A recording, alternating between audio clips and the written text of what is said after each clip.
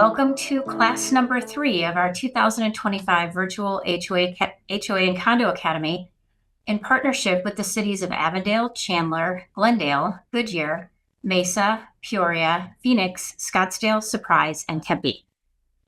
My name is Beth Mulcahy, and I'm the founder and senior partner of the Mulcahy Law Firm in Phoenix, Arizona.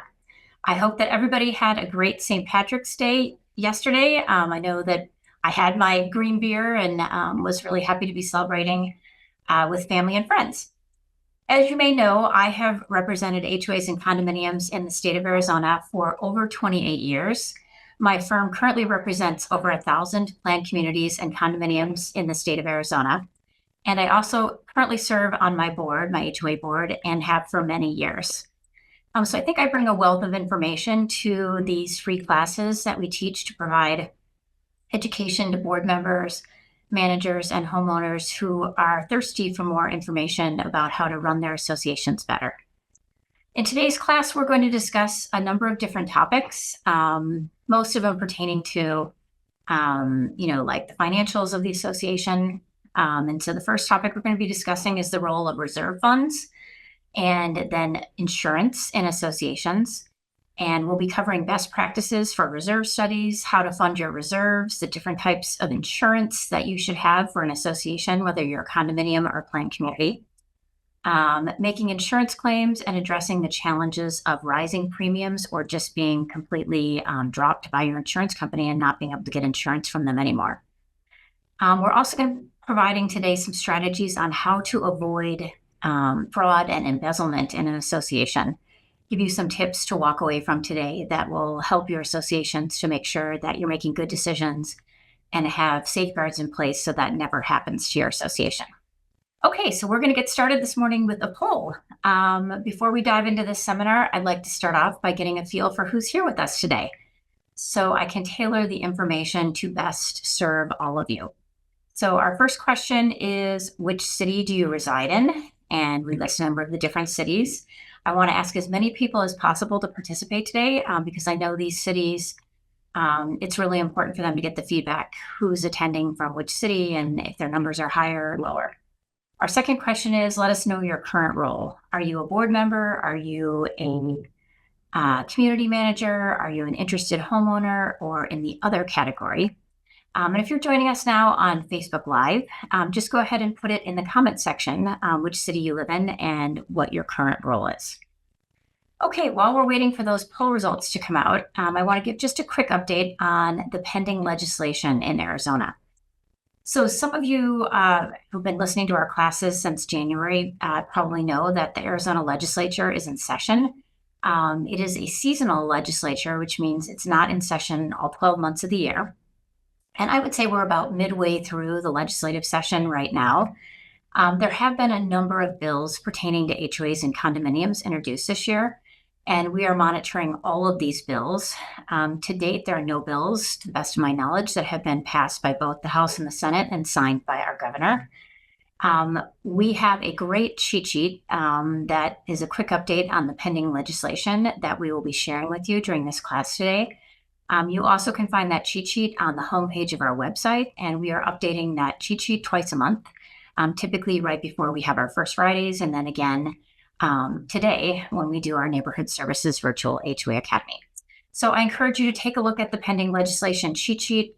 There are over 20 bills that have been introduced pertaining to associations. Like any year prior, a lot of these bills are having further regulation for associations, making it honestly more difficult for associations to boards to serve their communities as a board member. A lot of additional requirements and restrictions that are being placed on board members.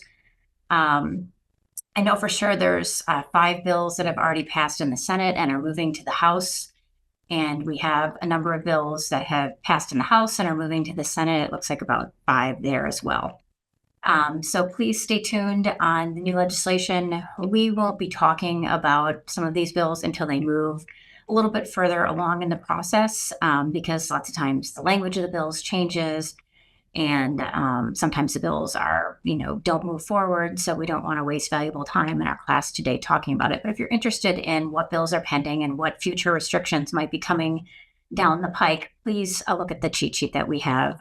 We'll be sharing with you in this class today on the new legislation. Okay, let's get right into our main topic for today, which is reserve funds for community associations. Reserve funds is a topic that is a very popular topic for associations, especially because a lot of the deferred maintenance that many associations are facing right now in their associations. And so before we do that, though, I forgot, we got to go back to our poll results. So first things first, we have over 175 attendees today on Zoom, which is amazing. And 125 of you responded to the poll, which I really appreciate. So with regard to which cities are represented here today, we have 2% from Avondale, 8% from Chandler, 2% from Glendale, 6% from Goodyear, 32% from Mesa, 6% from Peoria, 16% from Phoenix, 15% from Scottsdale, 6% from Surprise, and 7% from Tempe. So really every city that is part of this Neighborhood Services Virtual HOA Academy has residents here that are participating today. So welcome to all of you. Next, what is your role in the association? So we have 61% are board members, 10% are community managers, and 28% are interested homeowners, with the follow-up of 2% in the other category. So we have a little bit higher representation of interested homeowners today, which is great. Welcome. Some of you interested homeowners may have already been on the board once, right? Or maybe you've never been on the board and you just live in your community and you're interested in finding more about how to effectively and legally run your association. So welcome to everybody. Okay, let's dig into our topic for today. We're going to be talking about reserve funds and the role of reserve funds in an association. So just a couple introductory remarks. Currently Arizona law does not require a developer or an association to create and fund reserves in an HOA or a condominium. However, some association documents may require this. So you want to check your association documents to see what your documents state. I would say, on average, most of the associations that we work with do not have that language in their documents. Maybe like 15-20% do. Planning and having adequate reserve funding is really the best financial tool that an association, or it's in the association's best interest to do this. Reserve funding allows an association to provide for the repair, maintenance, and replacement of the association's assets as the community ages. So let's start out with what exactly is a reserve study. And a reserve study is a budgeting guide that's going to provide a comprehensive plan that shows an association how much is reasonable to place in a reserve for a specific replacement or a maintenance project. When properly executed, it can give a clear picture for the maintenance, repair, or replacement of association assets for the life of the association. So how does a reserve study typically start? It's usually kind of a thick document, about this thick. Usually it's about 25-30 pages. And it starts with an accurate inventory of the community's assets to determine the useful life of said assets. And a review of the association's documents also is done to determine the responsibilities of the association regarding property and assets. So let's take, for example, let's say an association, let's give some examples of things that would be part of the reserve study. So the association's pool, the association's clubhouse, the association's roads. Maybe you have tennis courts, maybe you have pickleball courts, maybe you have shuffleball courts, maybe you have a beach volleyball area. Maybe you have a green belt that is part of your common areas. It's really, again, just any of your common areas that, would typically be listed in the reserve study. And when you get the reserve study, the first thing that the study does is it gives you a list of all the different inventory of the community's assets. A reserve study should also provide, in addition to that, the location of the assets in the community, the current age of each asset, and the remaining life of each asset. And it creates kind of like a timeline for a scheduled repair, maintenance, or replacement for that particular item. And it also talks about the cost to replace each asset when necessary, the cost of repair or maintenance, like painting of association fences, and a calculation of the monthly contribution that the association should be making to have proper funding for the repair, maintenance, or replacement of each item when needed. So that sounds kind of complicated, but really it's not. So associations, if you're in the market to get a reserve study or you want to update your current reserve study, we usually recommend updates about every 3 to 5 years because of inflation. Basically, you just get this document and it's a planning tool. That's the most important thing for you to know. And it looks complicated, but it's really not. The most important page in the entire document or pages are going to be like the 30-year plan for how much money needs to be going into the reserve study each year. And so they make it really simple for you in that it'll say like year 2025, and it'll say what you actually have in your reserve right now, and then what you should have.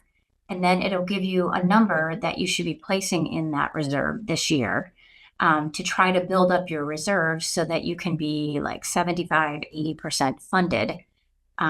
So that when these items come up for repair, replacement, etc., that you have the money in the reserve to do it and you don't have to do a special assessment. So again, when I'm looking at a reserve study for an association, and this is included for mine, I'm on 2 boards right now for different properties that I own. What I'm doing is I look at the reserve study. I may fan through the whole thing for a few minutes, right? Just make sure that they've got all of our assets listed, etc. And then I really look for the page that is like the 30-year plan that shows how much money we should have in there each year.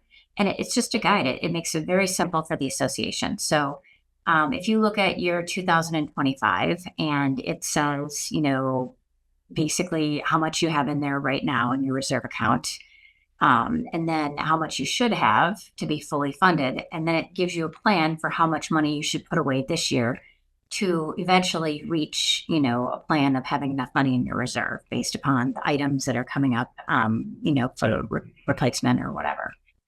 And so let's just give an example. Let's say that the number that you need to put away this year, like I know for my association, we put away $30,000 every month for our reserve account.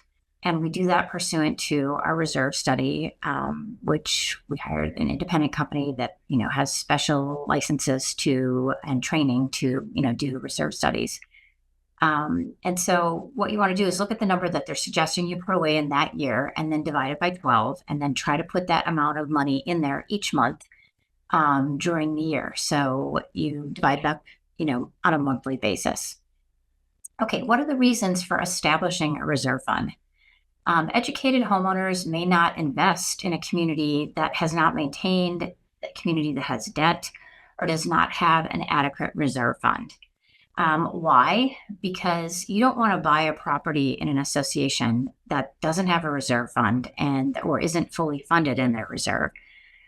Unless you're going into it with your eyes wide open that, hey, I'm going to have to pay in here very soon to pay for all this deferred maintenance that's happening. And that's going to be in the form of a special assessment. So most educated homebuyers are looking for an association that is run professionally and that has a planning tool like a reserve study and has mapped out how to, fix items in your aging communities in a way that is over a number of years and there's proper planning, and it's not that, things get so bad that, the city's shutting things down or, you're having to close amenities because you can't repair them and replace them. That's obviously a sign of a lot of dysfunction in your association. So, also when you see a lot of special assessments, it also, to me, is a warning sign that the board didn't do proper planning on their reserves. And because of that, now whoever's the owner is going to have to pay their portion of whatever it's going to cost to fix the items that have had such, severe deferred maintenance. Lenders also take notice of whether or not the association has proper funding in the reserve. Now, how does that come into play? Like if somebody is buying a property in your association and they are trying to get lending, from different lenders, the lenders may not approve mortgage applications in communities with no reserve or low reserves. And so that means that buyer whom you thought was going to be able to buy your property is now not able to buy the property because their lender won't lend them the money because the association doesn't have an adequate reserve fund. Now, why is that happening? It's happening because the lender knows that this particular owner is going to have to pay in, a lot of money to make sure that that deferred maintenance is taken care of. And that owner, may not have the resources to pay that special assessment and could lose their property in a trustee sale. And that's a risk for the lender. So we do see that from time to time, especially with government-backed loans. Important to note that Arizona, surprisingly, does not require reserves or a reserve study. So you're not required to have a reserve bank account in Arizona. You're also not required to have a reserve study done by a professional. This is something that I think Arizona is behind the times on, because anyone who is in the know in the industry will, have the opinion that having a reserve account, a separate reserve account for your reserves, and having a reserve study done to show you the plan for how much money you should have in your reserve account is best practices for an association. And I really wish that our legislature would take some actions to, make that a requirement so that associations would really look carefully into funding reserves and having, a separate reserve account.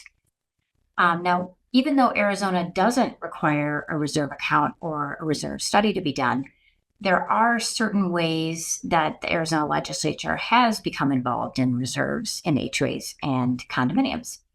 And one of those ways is that if you're an association, whether you're a condo or planned community, and you have 50 or more lots, the association has to disclose to purchasers the amount of money that's held in reserves, and also provide a copy of the most recent reserve study, if there is one, in the disclosure statement that they provide to the buyer at the time that the escrow, the sale of property escrow opens. And that's pursuant to A.R.S. 33-1806 if you're a planned community, and A.R.S. 33-1260 if you're a condominium.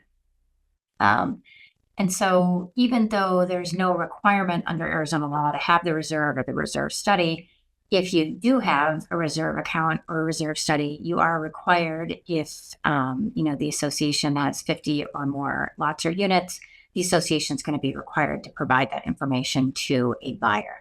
Now, if you're an association with 49 or fewer lots or units, the owner is going to be required under Arizona law to provide that to the buyer. So no matter how many lots you have in your association, either the owner, if it's 49 or fewer lots, or the association, if it's 50 or more lots, has to provide the information regarding how much is in the reserve and give a copy of the reserve study if the association has one to buyers. Okay, switching gears here. What are some common reasons for maintaining a reserve fund? So basically, that we've kind of gone through some of these, but I think this is just a good, reminder, is that reserve funding is going to meet legal, fiduciary, and professional requirements to run the association like a business, right? We can't be running a large HOA or a small HOA or large or small condominium if we're not planning for the future, right? We can't just let maintenance fall by the wayside. So having a reserve fund and having a proper planning tool of a reserve study is best practices and, part of your fiduciary duty to the association. Reserve funding also provides for the planned replacement of major items, which are always expensive. And so some associations that we represent in Arizona have like a lake that's part of the association. And those are huge expense for associations, can be multi-million dollars to repair lakes, especially if there's problems with the lakes. The reserve fund also distributes the contributions of old owners and new owners. And so by that, I mean that it's not just whoever's stuck as an owner when the big special assessment comes up, right? Which is what happens when there isn't enough reserve funds.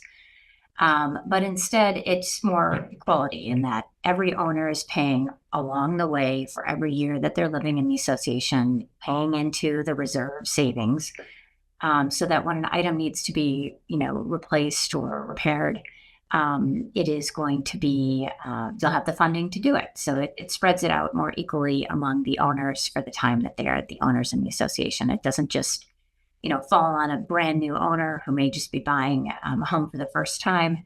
And they just happen to, purchase this home. And the next thing they know, they've got an $18,000 special assessment to, repair the pool and the pool decking and, the entire clubhouse. A reserve fund also minimizes or negates the need for special assessments, and a reserve fund enhances real estate values because associations must disclose that information, as we talked about earlier, about their reserve and whether or not they have a reserve study done to any potential buyers. Okay, so how does the association determine, an adequate reserve fund? So, a question that I get often is, we've heard in the industry that if we have 3 times the amount of income that we get in assessments on a monthly basis, that's enough for our reserves. That is not a good rule of thumb. Really, having a reserve study done by a professional credentialed reserve specialist is the best way to determine what is adequate in your reserve fund. And so once that reserve study is completed and implemented, the association can plan for efficient payment of major expenses, and it offers a fair distribution of payment responsibility over the life of the community.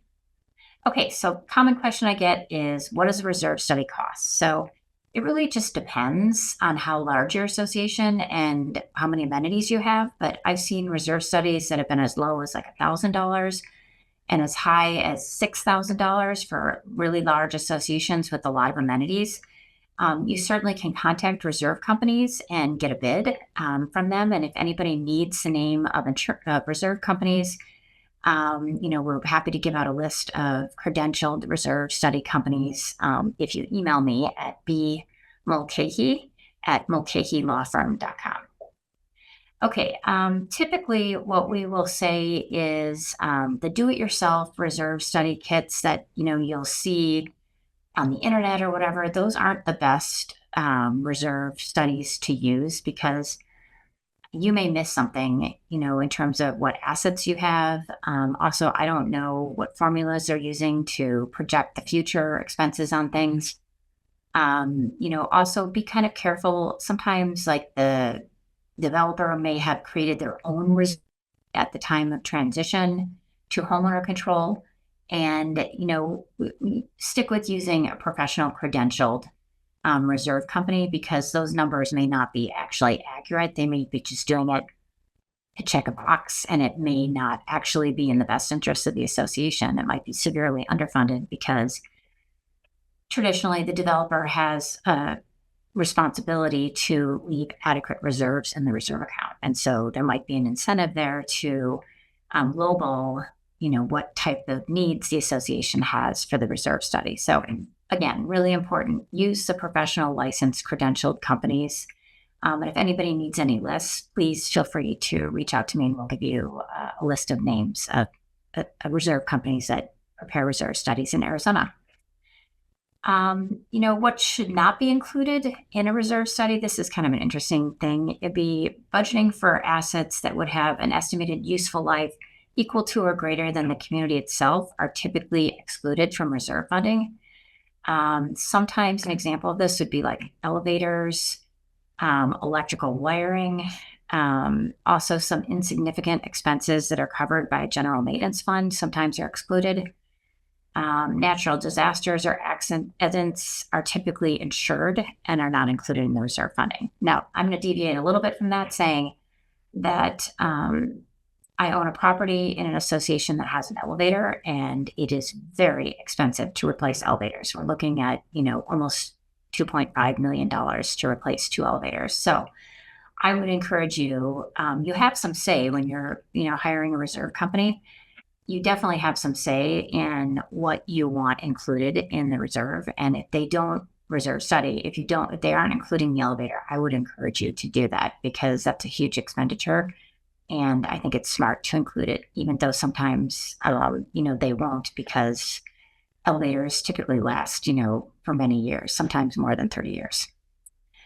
Okay, we have a great cheat sheet on reserve studies and reserves, which we are going to be sharing for you. For some of you who may be joining us for the first time today, our firm has a plethora of cheat sheets on different topics pertaining to associations.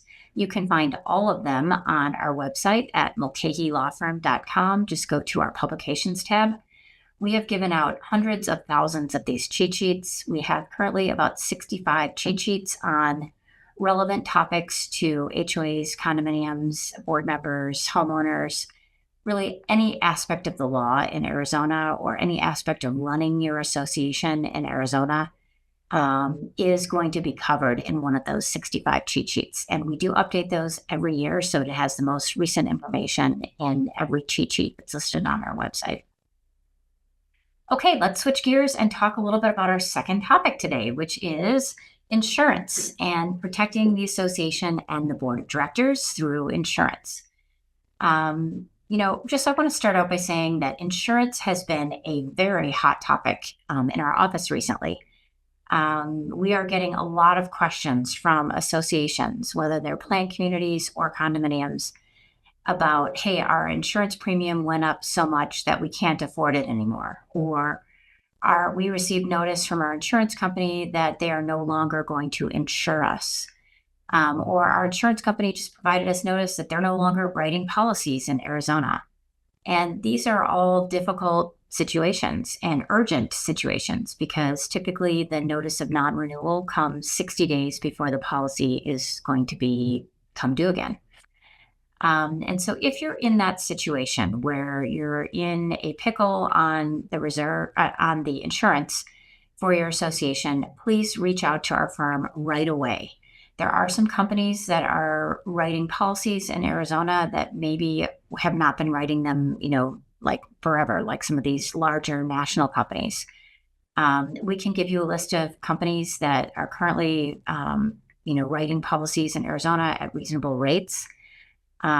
We also can talk a little bit about, what do your documents state? What kind of insurance are you mandatory to have?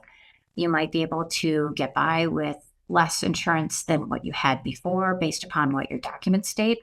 Or you may be thinking about amending your documents to shift the insurance responsibility to the owners. Typically that can't be done on the association's common areas, but so there's definitely a strategy. If you're one of these associations that can't afford the premium or your insurance has been canceled or your insurance company isn't writing policies anymore in Arizona and you need some advice on where to look, please reach out to me at B. Mulcahy at Mulcahy Law Firm, and we can help you find some solutions. Okay, let's do kind of just a quick little insurance overview. So basically, why do we carry insurance for associations?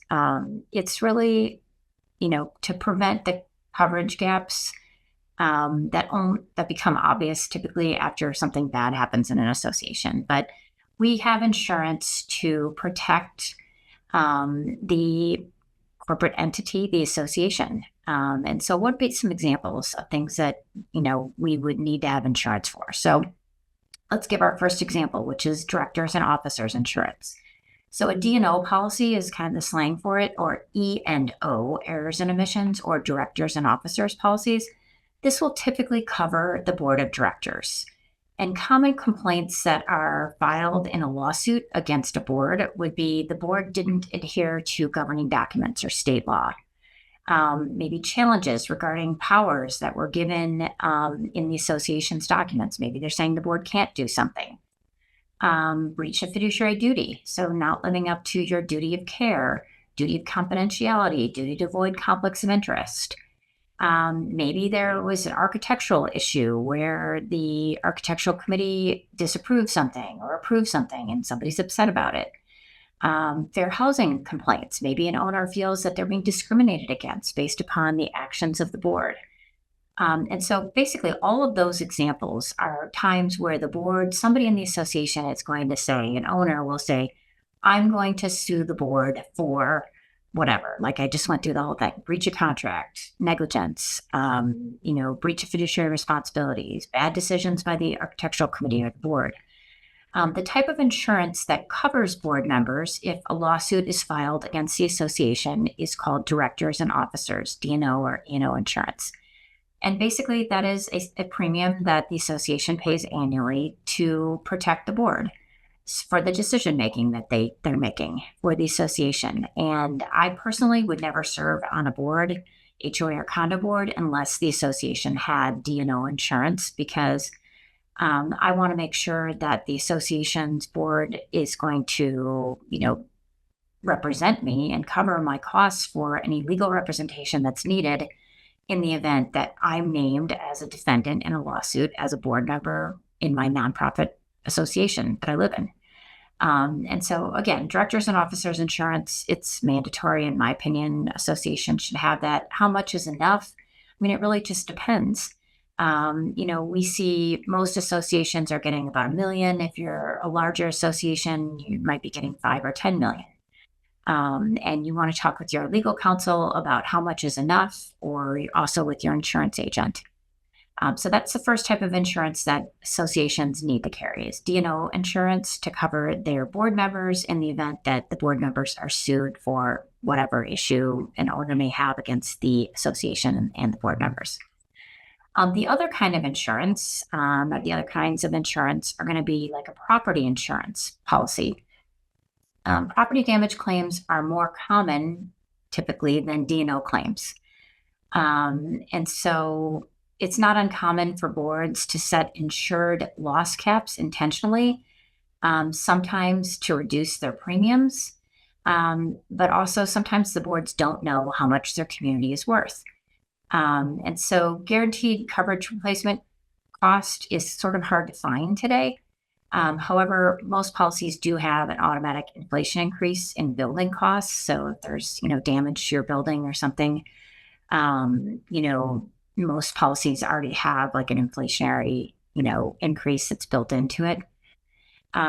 Something that your board may want to do is have your community periodically appraised and reviewed to be sure that our association's policy has enough insurance to cover, what the cost would be to replace things. And you also need to think about adding coverage for any additions or improvements that are made after the existing policy was issued. So what are some types of claims that are made on a property damage claim? The ones that we typically will see will be, let's say that maybe there's a common area pipe in a condominium that, bursts, and it is supposed to be maintained for the association, and it causes a lot of damage to the common areas and other units. That's typically going to be a claim that's made on the association's policy. Under the general liability policy, there also could be like a trip and fall in your community. And, an owner, falls on a raised sidewalk, or a resident falls on a raised sidewalk and gets injured. And now they're suing the association. And that's going to be a claim that will be made under the property insurance for the association. We saw maybe in the past, we saw some claims for hailstorms where the roof was damaged in a condominium. That's another time that we've seen property insurance come into play. Fires, whether they, occur in the association common areas, or maybe they start in a unit and then they extend to a common area. These are all types of claims that may be made on the association's policy. A couple tips or pointers on property insurance claims. Act promptly. Same thing on D&O claims and fidelity claims, which we're going to talk about next. As soon as an incident happens, we need to be in touch with the attorney for the association and with the insurance agent to talk about whether this is a triggering event where we need to notify the insurance company. So let's give an example. Let's say that under the D&O policy, the board, receives a letter in the mail from an owner saying, I'm going to sue the board because. Anytime an owner puts it in writing that, hey, we're going to file a lawsuit against the association, it triggers something that requires us to at least notify our insurance carrier of a possible claim that's going to be made against the association. And there's typically a notice provision in your insurance policy that requires you to notify the insurance company as soon as you're aware of a claim that may be made on the policy. On the property insurance side, really important as soon as an event happens to be in touch with the agent and your attorney to determine whether or not this is something that should be a claim on our policy. An evaluation will need to be made like, hey, if the deductible is $5,000 and the damage is only, $4,000, we may not want to make a claim on the policy because it doesn't make business sense. We're paying more than the damage to pay the deductible. And also you just want to get on the damage right away whenever it happens, or if somebody trips and falls in the common area and we get a letter from the owner or from an attorney representing the owner, that's definitely going to be something we need to notify the insurance company of right away. Okay, let's flip gears and talk a little bit about fidelity insurance. Now, no one really ever thinks about fidelity insurance until there's been some sort of embezzlement or fraud that's happening in your association, and then then you're desperately looking to policy. How much coverage do we have for fidelity insurance? So fidelity insurance is issued in the association's name, typically, and what it is it just protects the association in the event that there's theft or fraud of association funds. Where we've seen this come into play previously is maybe like the property manager steals money from the association, a board member steals money from the association. And we're going to be talking about this kind of in the second half of the presentation here, but that is something that happens, and it happens pretty regularly in associations. And so having adequate fidelity insurance is really important. I know that I have seen some associations in the 28 years that I've been practicing in this area where maybe somebody's stealing money from the association, and let's say it's $150,000. And we go and look at the insurance policy, and it shows that, we only have X amount of dollars in fidelity insurance, like 10 grand. So we didn't have enough. And so kind of what I'm thinking as you're looking at your fidelity insurance coverage, talk to your agent and talk about what is sufficient. Probably what I would say is, okay, look at how much money is in your general checking account at any one time. That's kind of a good indicator that, okay, if somebody was going to steal, the money, how much money do we have in our checking account at any one time? The sad thing is that usually when people are stealing money from an association, it's like a trickle. They steal money over a long period of time. And so one little tip that I would give any association that is willing to listen is get as much fidelity insurance as you can. It usually doesn't add that much cost to the premium, and when you need it, you need it.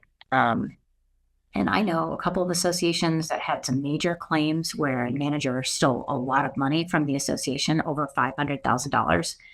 And we were very pleasantly surprised when there was $1 million of fidelity coverage for the association under their fidelity insurance policy. Okay, how much is enough? We kind of talked a little bit about this on the fidelity, and a little on D&O and a little bit on the property insurance. First, check your association's documents to ensure that you have the required coverage. You may want to talk with your attorney and also with the insurance agent and have them look at the documents too.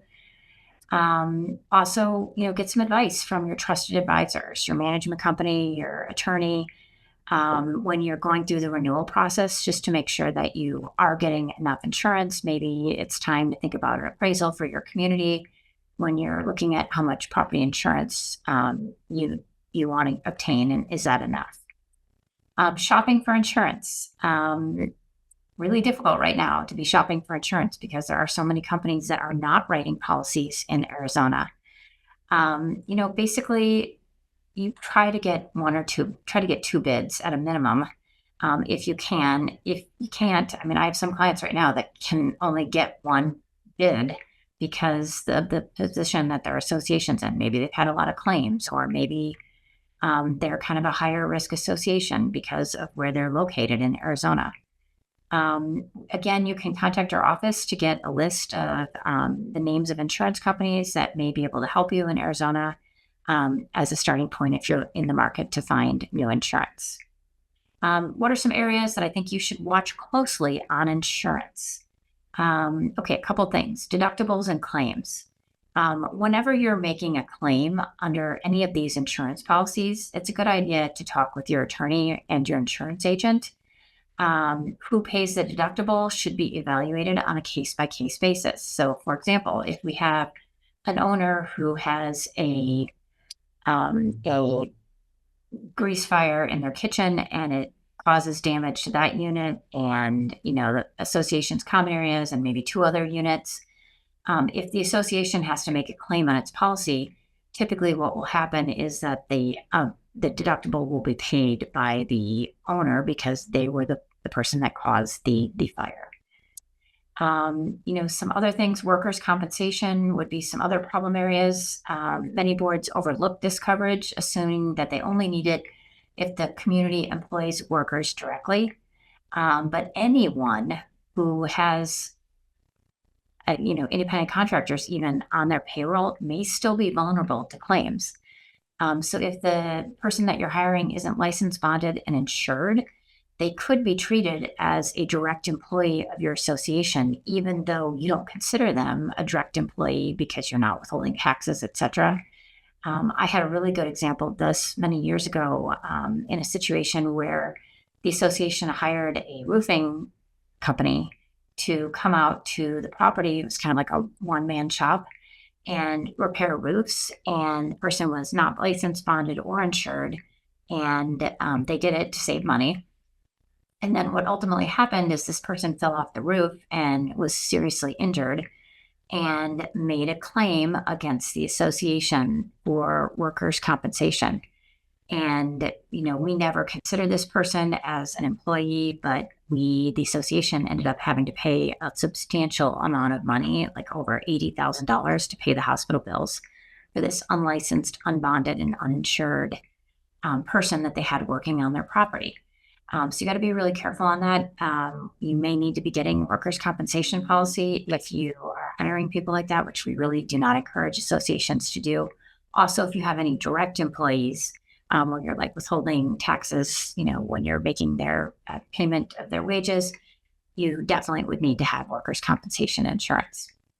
Okay, some insurance tips just to kind of close out this topic. Some quick ones would be know the contract dates for the insurance policies and make sure that they're renewed on time. So, it should be on a master calendar for the association. You should be discussing the renewal 60 days in advance of the renewal becoming due, because you don't want what common thing that we hear is that a management company will contact the association and say, your policy wasn't renewed and we're just letting you know that, and we only have a week now to get coverage.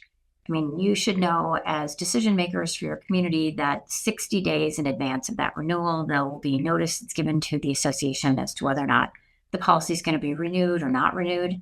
And at that time is the time that if it's being renewed, you may want to go shopping, pricing to see if you can find a better policy, cheaper policy, more coverage, less coverage, whatever, higher deductible, lower deductible. That 60-day window is game time to be making those decisions. So having in your mind, maybe the president and the treasurer especially should be keeping track of this. When is our insurance due? And then backtracking it 60 days. There should be discussions going on during that policy. Another thing to think about is research to determine if your insurer is on solid financial ground. Each insurance company has a rating, so you'll want to be careful that you're using an insurance company with a high rating. Because if they have a lower rating, they might be at risk of, going out of business. Read the master policy and insurance provisions in your association's documents to make sure that you're getting the right coverage that you're required to have for your association. Be proactive about risk management.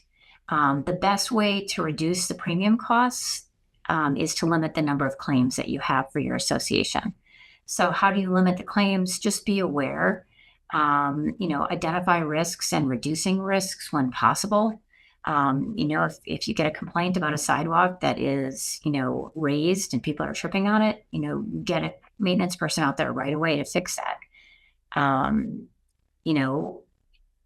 Sometimes you'll have somebody that's threatening to sue you.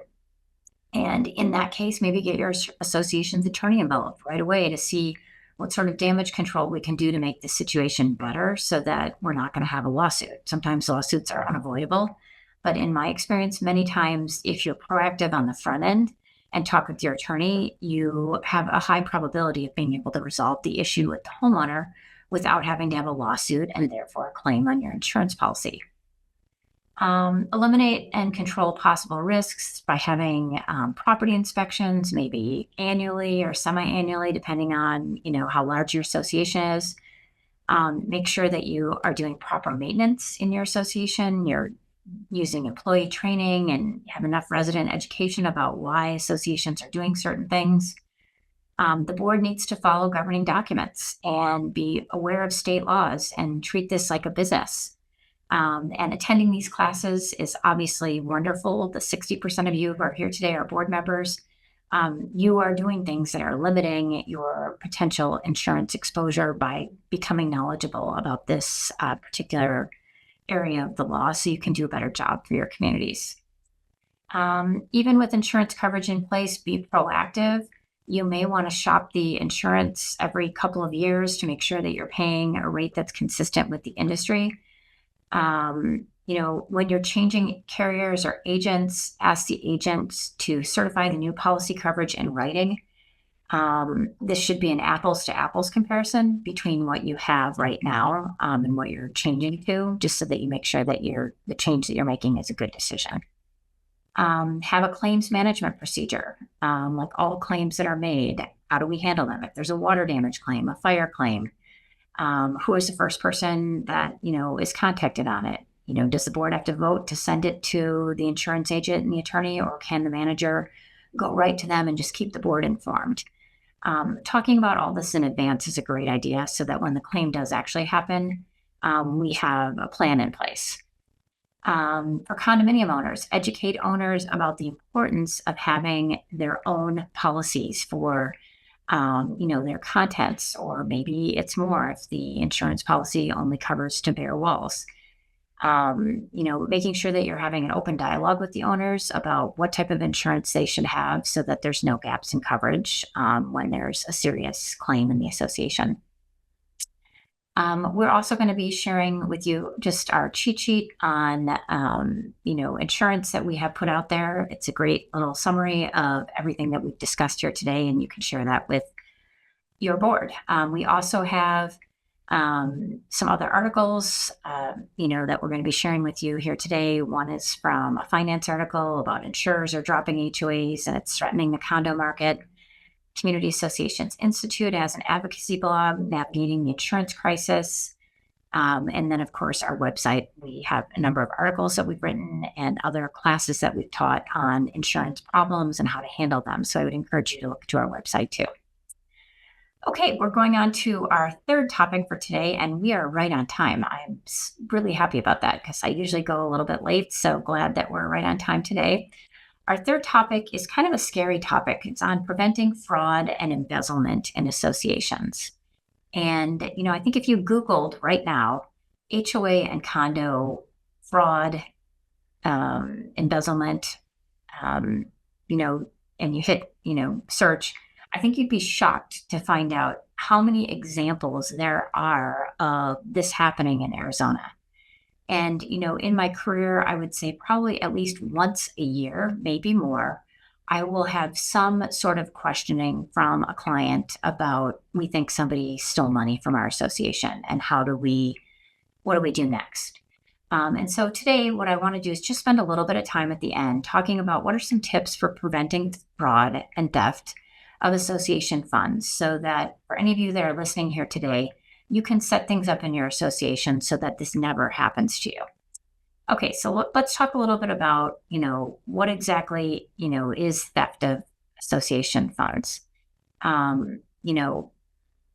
Basically a couple of things. I want to talk a little bit about perceived opportunity because I've done some research on this over the years. And when I was a very young attorney back in, like the early 2000s, 1999 range, 1998, 1999, I wrote a law review article on,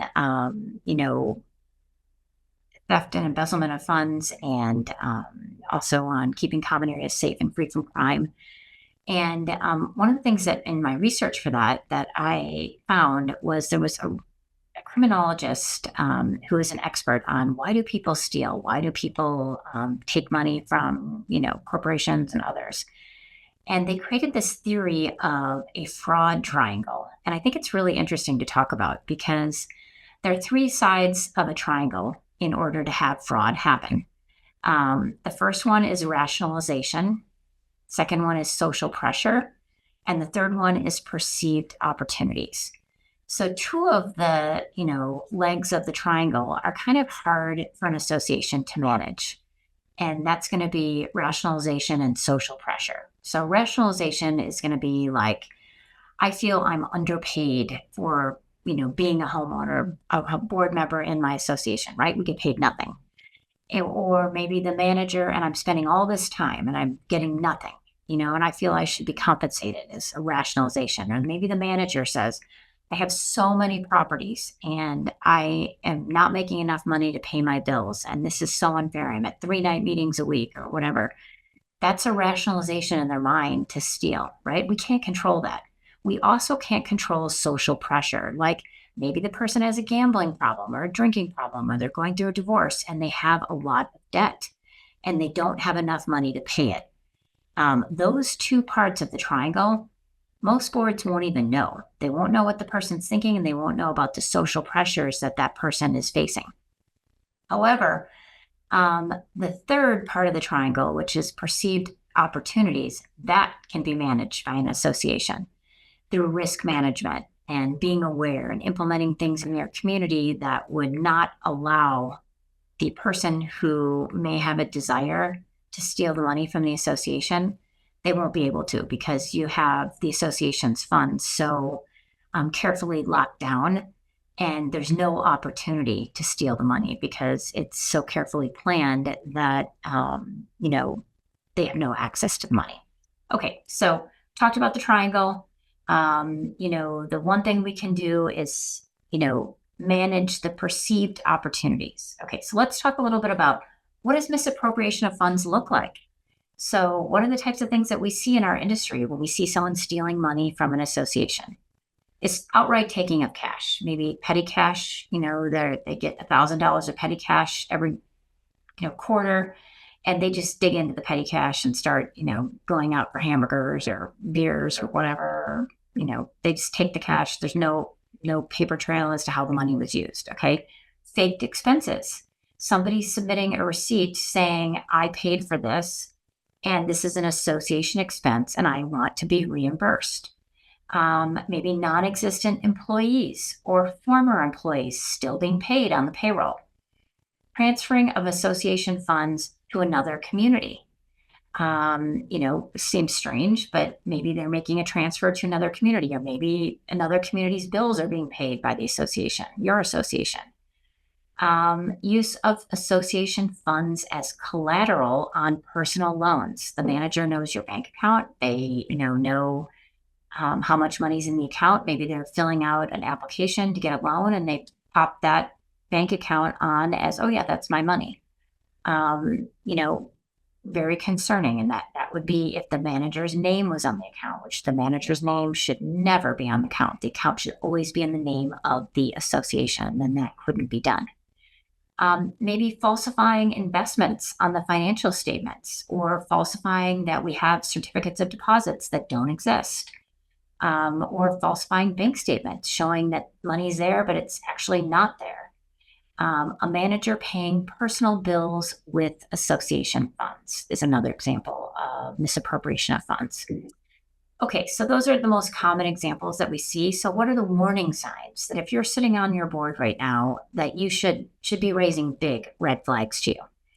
Okay, missing bank statements and reconciliations. So you cannot, as a board member, see the actual bank statement, or you miss certain months. That doesn't make sense. Every month you should have a copy of the bank statements in your board packet.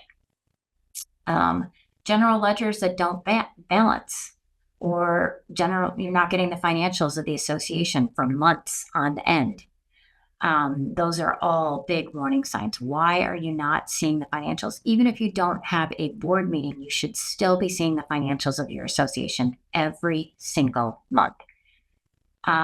Missing and altered documents, giving you photocopies rather than originals, unexplained cash shortages, biggest red flag out there. Overdrafts in your checking account, the manager coming to you at the last minute in a panic. We need you to sign this check for $7,000 because if you don't, pay this, we're going to be overdrawn, or we need to transfer money quickly because we don't have enough money in our bank account. All of these things should be warning signs to you that something isn't smelling right. Some other examples would be increased past due accounts, duplicate payments to vendors, unexplained overdrafts and other bank charges, unauthorized purchase transactions, payments for unspecified services, payments of personal expenses with a credit card for the association. All of these things are, warning signs of potential fraud. So now that I've adequately scared you about what misappropriation looks like and what are some warning signs, if I had to guess, probably some of you are like, oh, we have this at our association. Probably like more than half, if I had to guess, are seeing some of these things at your association. So accounting checks and balances are the answer here. But vigilance and awareness is also very important. Okay, so I'm going to give you some, advice on what are some checks and balances that we can put into place. But we need everybody on the board to be vigilant and aware. Obviously, the treasurer and the president are going to be more involved in the day-to-day affairs of the association, but all board members should be looking at all of these things that we're talking about on a monthly basis. That is your fiduciary responsibility to the association, in my opinion. And you can't just check out on the finances because you think the treasurer is handling them. I used to be the president of my association. I used to be the treasurer of my association. I'm now just a director at large on two boards, two HOA boards that I, own properties in. And I look at the financials as carefully or more carefully than I did when I was president and treasurer. And so we'll talk a little bit about like what a board member should do every month, and talk about, basically like how do I approach the financials when they come in the board packet. And so I can give you just a quick summary right now of what I do. So as just a general director at large, I look at the board packet the night before the meeting. And I look at all of it. I look at the delinquency list very carefully. I look at, and if there's a high delinquency list, I ask the manager, what are we doing to collect the money? Is this file at the attorney yet? I look at the financial statement for the association. Is it consistent with the financial statement last month? Like for our association, we had $3.1 million in there, I think, as of February. It should be going up a little because I don't remember, having any large expenditures for capital improvements in the past month. Asking to see a copy of the CDs that maybe our association has. Those should all be listed in the board packet as to when they're expiring, how much money is in there. The actual bank statement for the checking account for the association, that should be in there. I'm looking for, are there any unusual, wire transfers or transfer to other accounts. I look at every check that the copy is in there and make sure that the check names, look legit. I make sure that the checks are signed by, two directors in our association. We do not allow our manager to sign checks, alone. Two directors have to sign every check that leaves our association.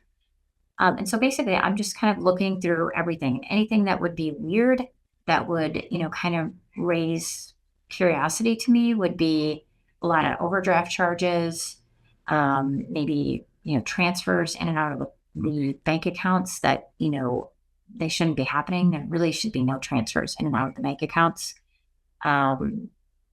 Those type of things, low balances when I know that there should be more money in there, high number of delinquencies. These are all things that would be worrying me.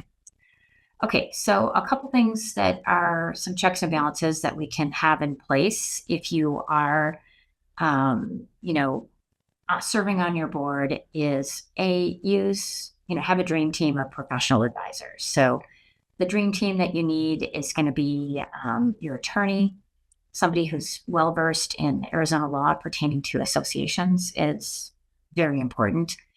Having a relationship with your insurance agent, also really important. So that when you have a claim, you can call them and they don't 1-800 you. Having a CPA that you know, and if you pick up the phone, they will answer your call. And also having a reserve specialist that helps you with reserve planning for your association. Another really important key advisor is your management company. You want to make sure that they have a good reputation in the industry, that they have no history of any fraud or embezzlement by any of their employees, that they are carry the adequate licenses and educational certificates so that they're well-versed in managing communities. And you want to make sure that, they have adequate insurance in case something happens where one of their employees should steal money from the association. Okay. What are some steps, checks and balances steps that you can do now to protect your association to make sure that this doesn't happen to you? So be aware, vigilant, and take control are kind of the three things that are theme going into these 11 suggestions. So first, make sure all association records are up to date. Do not let your management company or your treasurer fall behind on preparing financial statements, budgets, monthly, board packets, providing you with copies of the bank statements, etc. Number 2, assign control of the reserve funds to the entire board and not one person and not the management company, not the manager, not the management company, not one board member. Everybody on the board should be on the reserve. Why? Because that's typically where you have all of your money, right? It's your long-term savings plan for future capital improvements. And many associations have, a lot of money in their reserves. So, the only way the money should be able to be taken out of that is through, meeting minutes where the board authorizes to have that money transferred out. And, the board would have to approve that. And that needs to be, sent to the bank to get those monies out. If you leave the control of the reserve funds in one person, that is a risk. Monthly financial reports should be prepared and made available for board review every single month with the balance sheet, statement of revenues and expenses, and a comparison of actual revenues and expenditures to budgeted amounts. I take a lot of heat for saying this, but I'm going to say it anyways. Require 2 signatures, including at least one board member, on all checks or transfers greater than a pre-designated amount. A lot of management companies do not like it when I say that, but otherwise you're just giving them check writing authority, and there's nobody watching the bank accounts for the association. So very important, I think, to have 2 signatures, hopefully by 2 board members, at least a minimum of 1 board member without maybe the management company on all checks or transfers greater than a certain amount. Maybe, regular monthly bills can be paid, but anything over, let's say, $2,500 or $5,000, you need to have the signature of at least 1 board member and the manager or 2 board members. Prior to signing checks, the check signer should review the invoices and the supporting documentation. I cannot tell you how many times in 28 years I have seen one association A paying the bills of association Z, and they don't even know it, right? And so when you sign the check, make sure you're flipping it over and looking at the backup documentation. The management company should be attaching the bill, and the amount on the bill should match the check. There shouldn't be any late fees. There shouldn't be any past due balances, and it should be a bill for your association. Review bank statements and reconciliations on a monthly basis. Keep only a small amount of petty cash on hand and in a secure place, and have a procedure for keeping track of the petty cash so that the money isn't just disappearing. So there should be like a ledger, and there should be an accounting of it, every quarter, to make sure that, the expenditure is an association expenditure, etc. And shouldn't be, putting $5,000 in petty cash. It's not smart. It should be smaller amounts. Regularly review delinquent receivable balances. A common thing that can be done is maybe there's money that's owed to the association and it's on the books as still being owed, but really the vendor has already paid that, but maybe somebody took that money and siphoned it off and, embezzled it. So looking at those delinquent balances and finding out what the status is an important tool. Number 9, we talked about this before, make sure you have enough fidelity insurance for your association to cover, the volunteers and employees who handle funds. In addition, arrange for directors and officers coverage in the event the board is accused of financial mismanagement. Number 10, hire a CPA to conduct an annual review, audit, or compilation as required by Arizona law. Now, mind you, you only have to hire a CPA for the audit if your association's documents require it, but best practices would be to have an audit done of your books records every year if you can afford it, or at a minimum have a third-party bookkeeper do a review or compilation. That a third-party bookkeeper not associated with the board of the management company that can do an independent review. Okay, last but not least, if your board discovers that funds are missing or you feel something's not right, reach out to your trusted advisors. Typically, that's going to be your attorney, and ask them what they think. And then come up with a plan. If it's determined, yes, this is an issue, I agree, we should remove the suspected fraudster from, position of control, take away, any access to cash they have or checkbooks or whatever, put a stop on all bank account activity, notify your insurance carrier, check with your association attorney every step of the way on how to proceed. Okay, we have a great cheat sheet on preventing fraud and theft in an association, which our firm is going to be sharing with you now, and you can find that also on our website at mulcahylawfirm.com under our cheat sheets. Okay, gosh, we had a lot of people here today. We're at the end of our presentation of the 3 topics we're going to talk about today. We had 203 attendees live today on Zoom. That is a new record for 2025, so great job. Thanks, everybody, for being here. We have many learning opportunities in April. So we're finished with our questions, moving on to, what's going on in April here. We're, 3/4 of the way through March, but April is going to be a very busy learning month in our firm. And so just some future classes that we're going to be teaching in April. So we're going to have our virtual First Friday event, which we always have. We can ask questions and we answer them at no charge. And that First Friday class will be Friday, April 4th at 9 a.m. Then we have class number 4 of our 2025 virtual HOA Academy. That is going to be the 3rd Tuesday of the month, just like always, Tuesday, April 15th, tax day, at 11 a.m. And we're going to be talking about vendor relations from hiring to firing. And we're going to be talking about management companies, landscaping companies, how to deal with problems, how to hire a vendor for a large capital improvement project. Vendors. We're going to be analyzing it and giving you the best advice possible so that you can have good relationships with your vendors. And if it's not working out, what are some ways that you can get out of it? We also are going to be teaching some classes for the city of Chandler by virtual classes. And we have a couple of virtual classes coming up in April. And it's called the City of Chandler HOA Academy Mini-Series. It's going to be on Wednesdays in April at 4:00 p.m. via Zoom.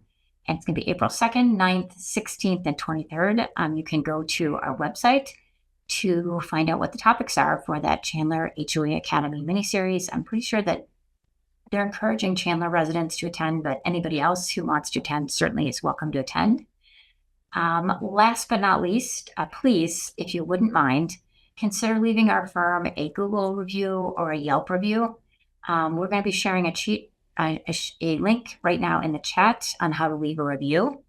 We are always happy to get feedback from our valued customers and attendees at these classes so that we can continue to improve the programming for the classes. And if you like the classes, it's really important that you let us know through these reviews, because we will pass those on to the different neighborhood services that are requesting us to teach these classes, because we're always at risk that maybe at some point, these different neighborhood services departments decide to go in a different direction and not have virtual classes anymore. And I think we can tell from the attendance here today that these classes are very valuable to a lot of people. And the best way for us to pass that along to them is to have you do a review on Google or Yelp.